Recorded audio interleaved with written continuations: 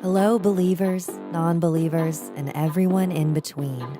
You're listening to Stories with Sapphire. I am Sapphire Sandalo. Now get cozy and open your mind because it's story time.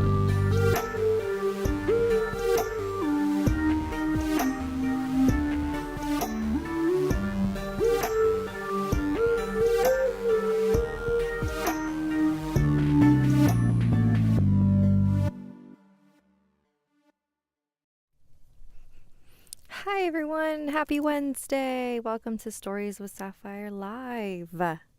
I'm Sapphire Sandalo. This is the live stream that I do every Wednesday at 5:30 Pacific. I read your emails and your stories. That's a little loosey-goosey than the podcast or the YouTube channel. And then at the very end, I pull a card from one of my decks. We haven't used this one in a while. I keep forgetting to switch them out in here. But let's pull one from here, the Literary Tarot. All right. How is everyone doing? As always, you can send your emails here to storieswithsapphire@gmail.com. All right, let's get into it. This one comes from, I'm not sure, Pumpkin Peaches? All right, so the subject of this is, I think there's a ghost or something that follows me. Hello, Sapphire. I'm a 13-year-old female who's been experiencing weird occurrences. I do believe it is a ghost who I have named Beatrice. I believe it started when I brought a styrofoam skull home. I was walking with my uncle's dog and my sister, who I'll call Alice. We live next to a small gas station and a small store. We were walking to the gas station, but we were closer to the store when my uncle's dog found something.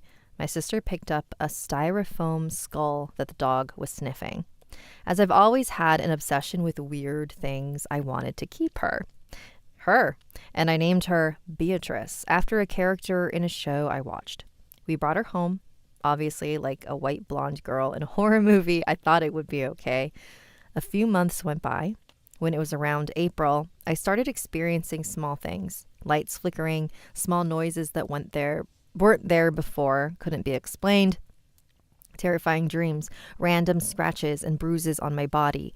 As days, weeks, months went by, it got worse. Puking, couldn't stop sleeping, or just couldn't sleep.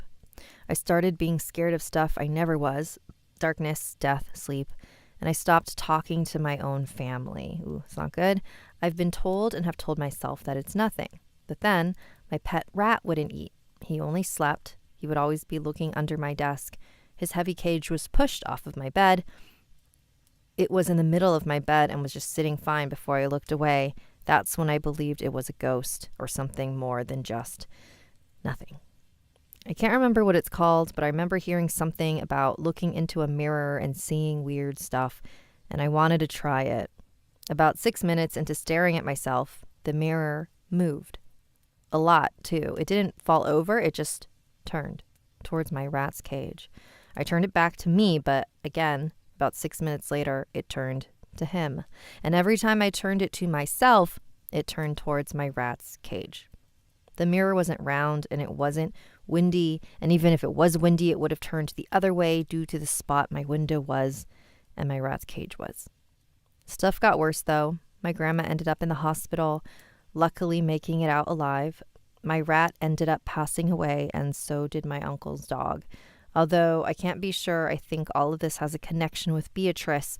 May that be the skull, or if there's just a ghost or demon. Oh, man. Okay, well, first of all, thank you, Peaches. That's not good. Let's see. When you mentioned that it was like a styrofoam skull, I was kind of like, okay, maybe it's nothing. Maybe it's just like all coincidence. But it definitely feels like something's going on. The mirror thing that you were talking about, I want to say you're probably thinking of scrying. Scrying is a divination method where you use a mirror and you sort of like soften your gaze, and like you're not looking directly into the mirror, you're looking through it, if that makes sense. Like you kind of picture that you're looking beyond the mirror, and it's sort of like you're cross-eyed and your vision goes a little bit hazy, and then you just see what like pops up in the corners of your, like in your peripheral vision, and not directly in your sight but like around it. That's how you scry. And you'll see, you might see shapes, colors, images, and that's how you like pick up messages. So I think that's what you were trying to do. Let's see here. Beatrice. I mean, I want to like see this skull, because like I can't really picture what a styrofoam skull is. There's something about it being made from styrofoam that makes me not take it seriously, but it's like I know that the material doesn't necessarily matter. But I do almost kind of feel like, here's the thing. There's spirits and entities around all the time. Sorry. Like there's energies around us all the time.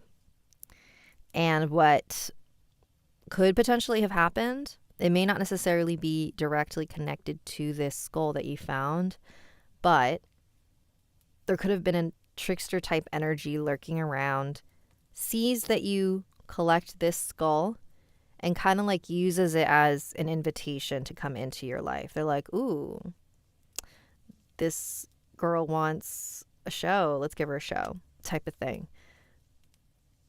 And I hope that doesn't sound like victim blamey, but sometimes when we like appear as a person who like kind of wants a haunting, I mean, like you sort of said, you have an obsession with weird things. Like I'm kind of getting the vibe that like on a very, very deep subconscious level, you were like, ooh, maybe this is haunted. And I'm not saying you're inviting all these nasty things into your home, but it is, in my opinion, now your responsibility to get rid of it. So whether that's first getting rid of this skull, I mean, it really depends on how badly you want it to leave and stop. But yeah, the first step is to cut off all connection with it. Like when we hear these warnings and these stories of people messing with the Ouija board, it's like it isn't the Ouija board itself, it's the attitude of I want to bring something into my life. And people are doing it without realizing it on an unconscious level. You know what I mean? Anyway. Oh my gosh. Pumpkin Peach is in the chat. This rarely happens, right? This rarely happens where the person who sent a story is actually here. Oh, what a day. Let's see. What did you say? Stop. It's my story. Based on a real story. Well, how true is it? What's the stuff that's like not? Because yeah, you should probably get rid of it and stop feeding it the attention. This happens a lot, and I've been getting emails from people who are like, hey, I have this thing going on, but then I can like kind of read between the lines of the email and be like, you kind of don't actually, I feel like you don't want to get rid of it. You actually don't want my help. So I don't know where on the spectrum you fall with that, Peaches, but anyways, that's enough of that. Live stream red. Okay, here we go. Oh no, is my battery gonna run out? No, I got 23%. I'm good. I always forget to bring my laptop charger in here. Pumpkin Peaches, like so true. Just my sister's name was changed. LOLs.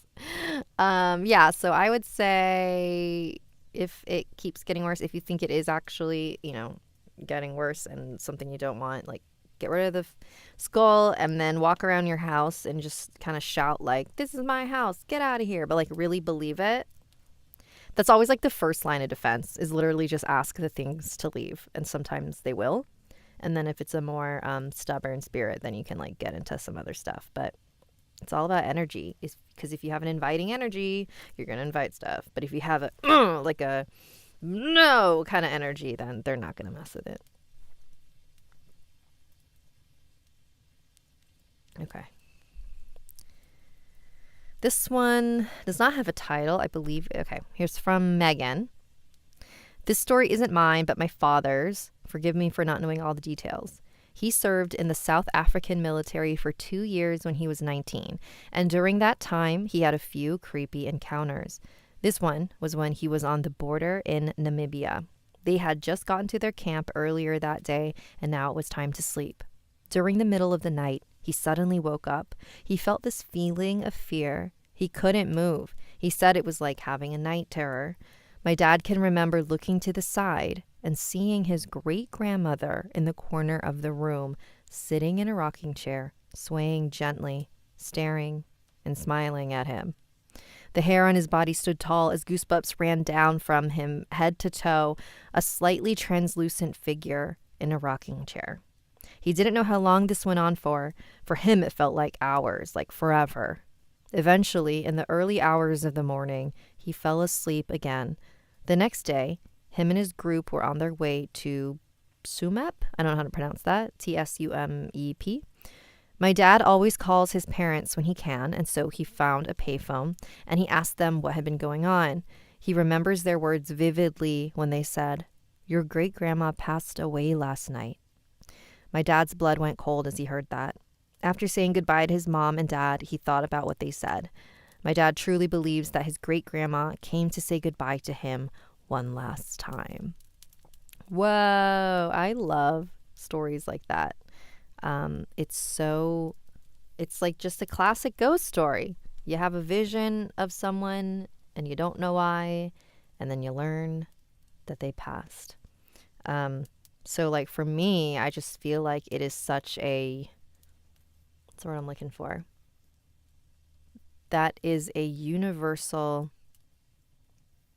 thing that humans do for each other to help the grieving process, right? Like, that's pretty cool.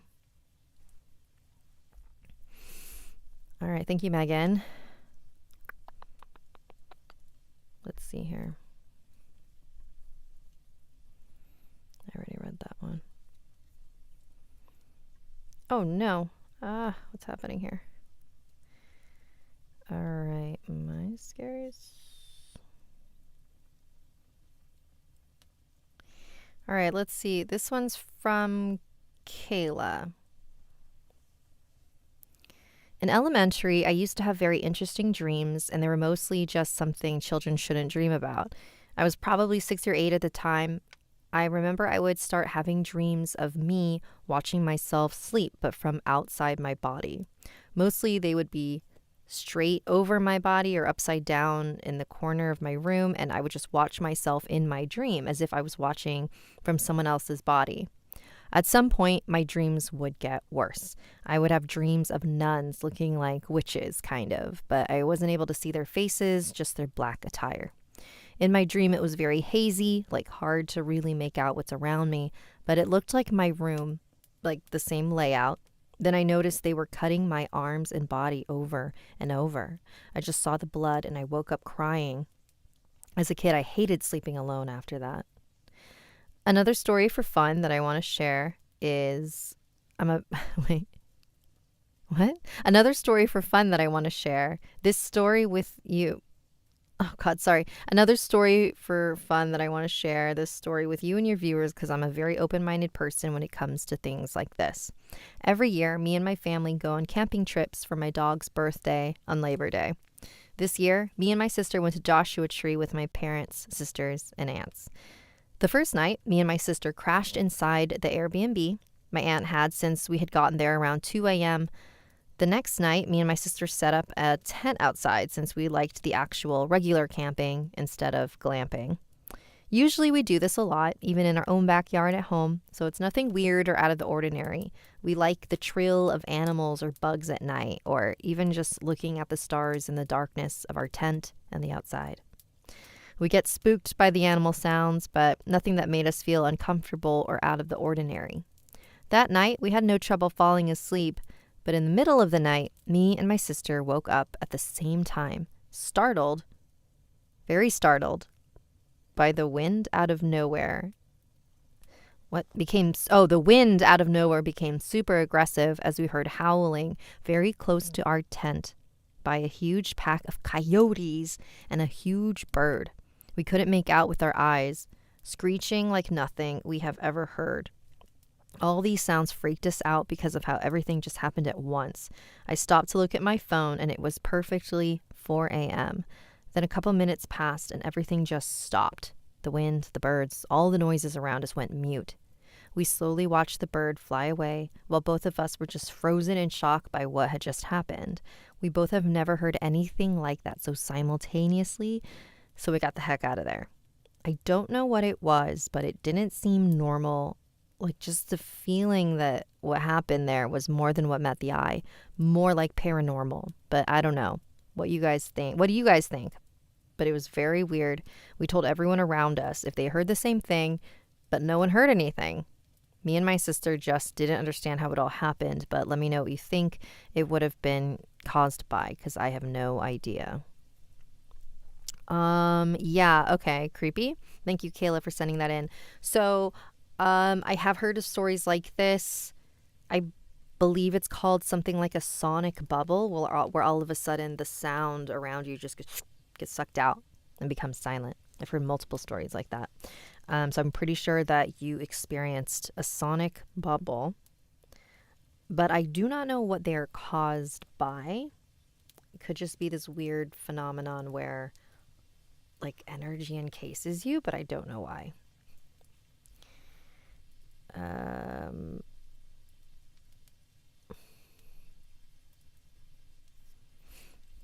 don't know if anyone in the chat has also heard of that before, but it's pretty weird.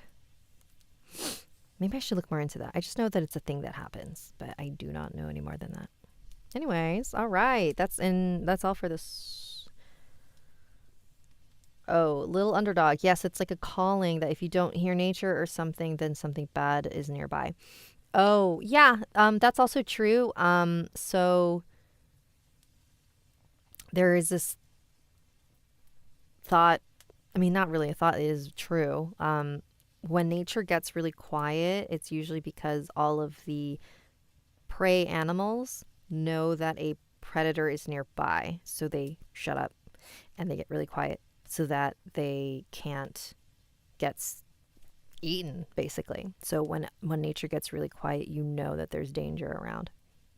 And that's not a paranormal thing. That's just a nature thing. Scoobert of the Goobert. That's a great name. Do stories have to be about ghosts, demons, etc., or other experiences we've had too?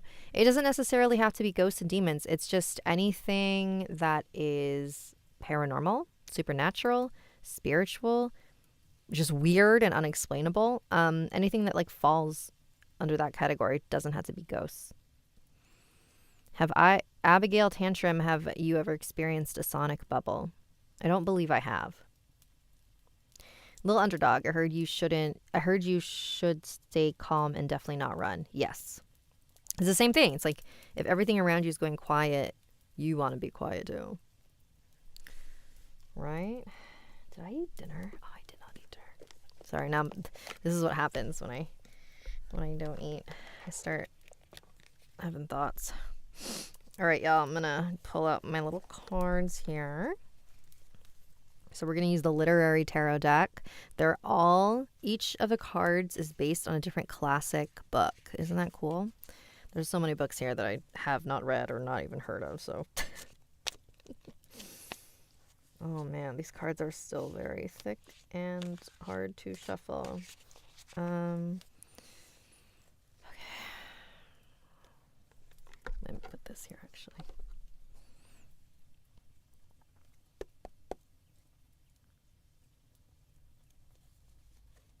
Okay.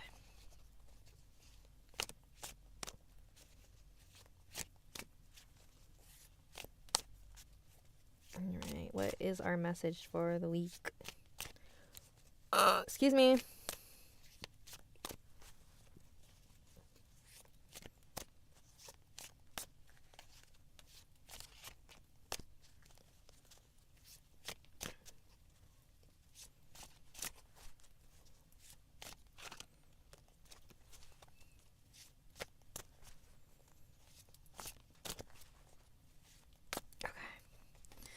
hearing 11. We're going to do an 11. 1, 2, 3, 4, 5, 6, 7, 8, 9, 10, 11.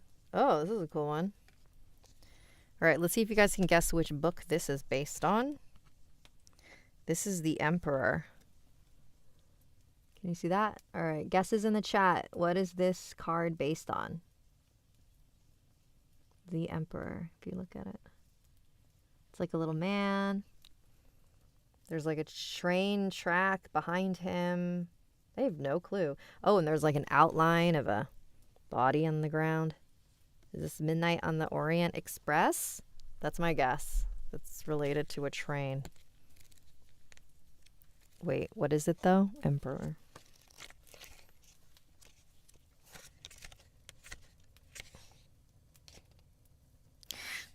Wow, I don't even know how to say this. Poirot Investigates by Agatha Christie. Poirot. Poirot? Is that French? All right, here we go. I'm going to read this to you. The machinations of all things are visible, knowable, and ready to be ordered, if you're of the disposition to look. Take the lead and show the others how it's done. Upright. That's what we got. Authority, control, focus, structure, protection. Mon ami, you may be the smartest person in the room and you will achieve your goals, locating a missing valise or jewel case, perhaps. If you continue to practice self-control, focus on the details, follow the rules, and maintain excellent personal hygiene. Okay. Does that resonate with you guys? I have not read this book nor heard of it.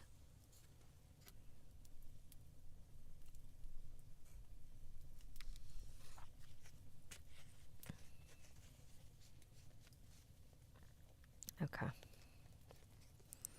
All right, y'all. That is the end of our stream. I hope you have a great rest of your week. Let's see. Do I have any updates? Well, a new bonus episode of the podcast went up today. So the actual podcast is still on a break until like February.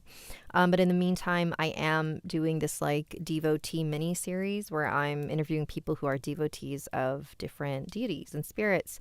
And it was just inspired by the fact that like I recently have become a devotee of, wait, what is? Oh, it's my necklace. Sorry, I touched something on my chest and I was like, what is that? I recently became a devotee of a goddess, Delikamata, which I drew her on my channel.